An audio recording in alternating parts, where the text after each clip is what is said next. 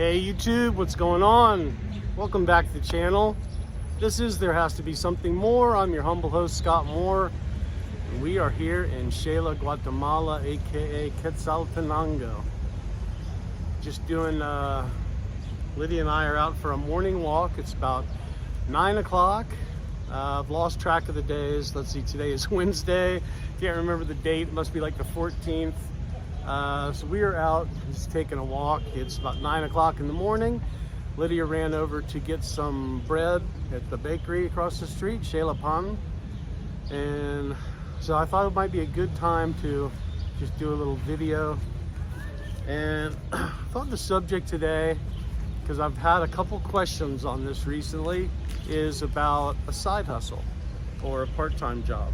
So if you've watched the channel for a long time, you know that I was planning a move out of the US for, gosh, maybe 10 years. It was just something I enjoyed. So when I had some free time, I would just, get on the computer and start looking up, great places in Peru, great places in Colombia, places in Central America, looking all over, trying to kind of narrow things down to certain cities that I thought we might like. Lydia is not into this at all.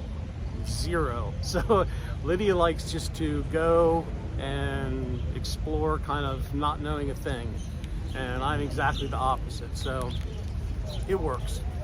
But so I thought today, one of the parts to planning, of course, is always, do I have enough money to do this right now? Should I wait for a year? Should I wait for a couple of years? I think one of the things that you can do is that you can have a side hustle. You can have a little part-time job, and there's a lot of different ones I thought I'd talk about a little bit today. But it's for the person that says, I think I've got enough, but I just want to make sure. Or, maybe it's for a younger person that's not retired yet, and they just say, hey, I need income. I don't have a Social Security check coming in. I don't have a pension. So maybe they need income. Or if they're retired, they might just say, I think I've got enough. I've got a little tucked away, and I've got my Social Security check. But I'm, still, you never know. When you get to some place, you don't want to get there and go, oh wow, this is going to cost me a little bit more than I thought.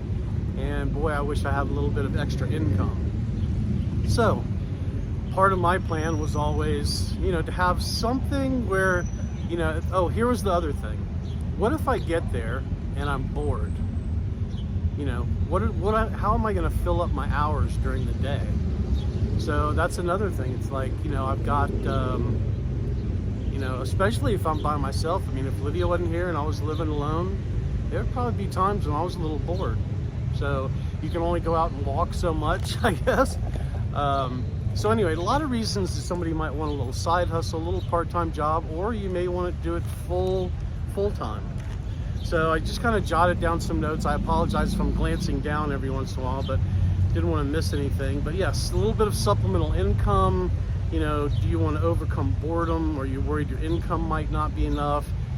Every once in a while, are you going to want more money for some kind of special trip that you want to take? Like you go to Ecuador and you want to go to the Galapagos Islands. Well, that might cost you an extra $1,000. Do you want to, work a couple hours here, a couple hours there, and save up for that? So a lot of different reasons you might want to do it. I always thought I might be bored, and if I have there's some special things that we want to do in each country, and I don't want to pull the money out of the retirement account, you work an hour here, an hour there. So there's a lot of different things that you can do. Some of them are beyond me. You can build websites, you can do coding, a lot of different things young people find to do that I just couldn't do it. And I don't want to take the time to learn how. Probably the number one thing around the world, as far as a side hustle, extra income for people living abroad, is teaching English. And there's a lot of companies out there. You can,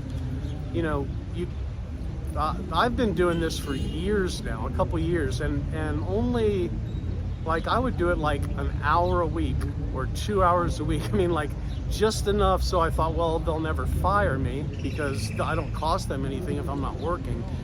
So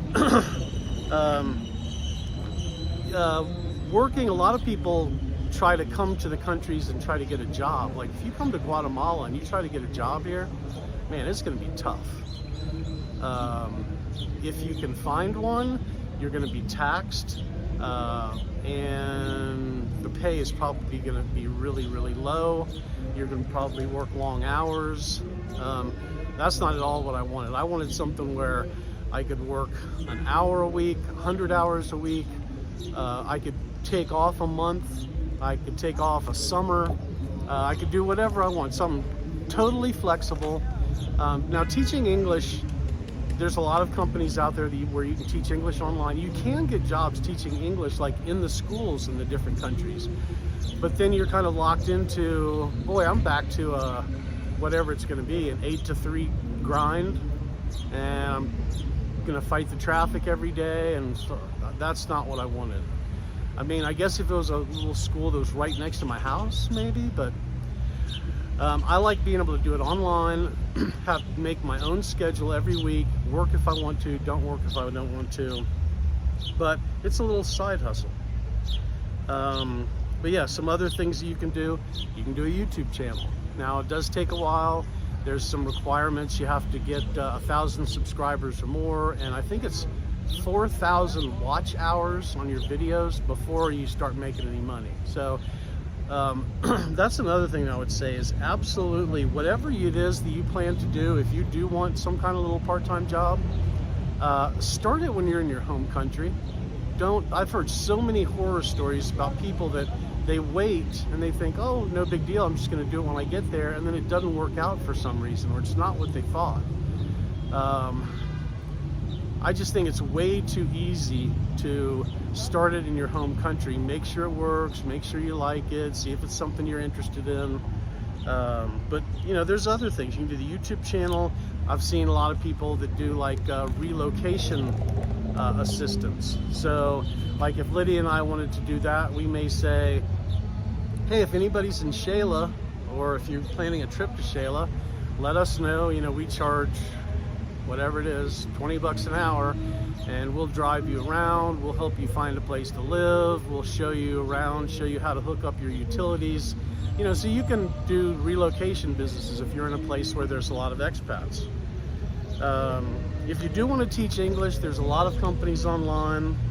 And here comes my wife with a big bag of bread.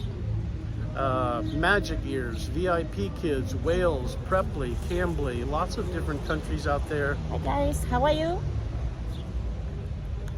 And so let's see, some of the things that they're going to look for. So if you decide you want to teach English online, some of the things that they're going to look for are, some of the places want you to have a college degree. Some of them want you to have a TEFL degree, which typically they say takes 120 hours. It's a, you know, teach English as a foreign language, but a TEFL diploma is supposed to take 120 hours. I think I did mine in way less than that. And some of them require that you are a native English speaker. Some of them don't want a lot. They just want somebody that's going to show up to work. So check out all the different ones. You can go online and say teach English online. You're going to see lots and lots of companies. Pay is going to be different. Pay is a lot of times different between if you want to teach children or teach adults. A lot of times for the adults, they just want somebody to talk to. So it's not really teaching English. You're not teaching, here's a noun, here's a verb, here's an adjective. A lot of foreign adults they need somebody to practice with. So it's just going to be like, you know, you all chatting, talking about your family and where you live and what it's like there and how's the weather and what are your favorite sports and things like that. So a lot of different options for you. The money for the English classes, the pay is going to run anywhere from, what I've seen is $10 to $24 an hour. Flexible schedule. You can work when you want, don't work when you don't want. You can work days, you can work nights. It really is like, I had a friend of mine say, hey, I thought you were retired. And I was like, well, yeah, but I mean, you know, so I teach English an hour here and a couple hours there. there's zero stress. It's not like the job that I had when I was working in the U.S. You know, you're talking to little kids, you're running them through some slides. I mean, it is zero stress. And that was what I was trying, one of the huge things I was trying to escape in the U.S. I was more and more feeling more stressed, more unhealthy. You know, and as a lot of you know, just we were in Nicaragua for 11 months. I mean, the first 6 or 7 months we were there, I guess, I just dropped 35 pounds, just not even trying, just walking and eating fresh fruits and vegetables every day. So very, very low stress. Now the cons are, you know, the pay is not huge. If you were in the US, it's probably not a job that you would want. But here, I mean, if you're making even the lowest, like $10 an hour, that buys you a lot of groceries. I mean, if you work just a few hours a day, it buys you a lot of groceries. It pays for all kinds of stuff here. Like, again, Lydia and I are probably running with no budgeting at all. We do anything we want whenever we want, and we're spending, if you exclude the cost of the dogs, probably $1,100 to $1,200 a month. Like, for example, when we left, our housekeeper was there this morning. She's gonna work, she usually works like 8:30 to 1:30. So she usually works about 5 hours. We don't really need a housekeeper all that much, except for Sam and Roscoe. Keep us busy cleaning up after them a little bit. But so she comes twice a week. She's there 5 hours, and what does she work for? Let's see, one $10 day, a day. Yeah, $10 a day, so it's about $2 an hour. So, you know, you could work 1 hour teaching English, and you could pay for your housekeeper for the week. And really, this is not only, this is the more expensive may I have. Really, you can pay. There's other ones that work cheaper. Yeah, really cheap. I think so, maybe $5 or $6 for the whole day, 8:30 to 5 o'clock. Yeah. So it's kind of like different. We pay more so it's than kind of like normal. maybe 50 cents the hour. Yeah, if she was working for somebody like a Guatemalan person, it's very likely she's going to be making less money. Yeah. So she's really, really happy, you know, working with us, and gets paid way more. You know, we tell her if you're sick or whatever, you don't need to come. So And she's we kind of take the stress away from her also. Yeah, she's not making a lot of stuff in the house. It's kind of like change the bed, fix the bed, so, and really mat and sweep the floor, clean the kitchen, and kind of like really little stuff. She's most of the time, she's eat breakfast, sitting with me, so she's kind of like most of the stuff is kind of like a friend, and she's my friend, kind of like that. So, Yeah. but she's doing really a lot of different stuff also. Yeah, her Clean and the Lydia, clothes. they stop and eat bread and drink coffee for a while, and then when she's finished at like 1 or 1:30, they walk down the street and eat lunch together. So, Yeah, so but if you all are looking to escape early like we did, I mean, it was really important to us. We tried to make it till I was 62, but we just couldn't do it. If you're trying to get out early, we don't regret leaving at all. I mean, I was 60, Lydia was 55 when we left. Now I just turned 62. Our only regret is that we couldn't find a way to get out earlier. So, you know, we always just figured we're going to go back to the U.S. for, you know, maybe for a visit, you know, when my mom passes away, or, you know, something were to happen to my brother. But really, we're never going back to live in the U.S. We just figured there's so many great countries that we want to go see.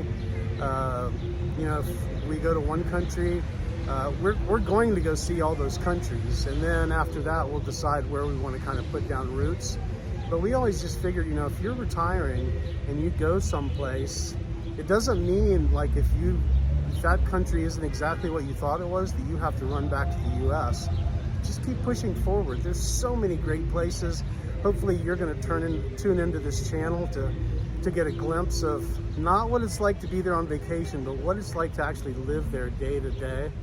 And if you need a side hustle to get you there, or you just want to feel a little more secure, it is a nice feeling, know that you can, you know, pop online and, you know, make some money here and there if, you know, if you need to do that, or you just want some extra money.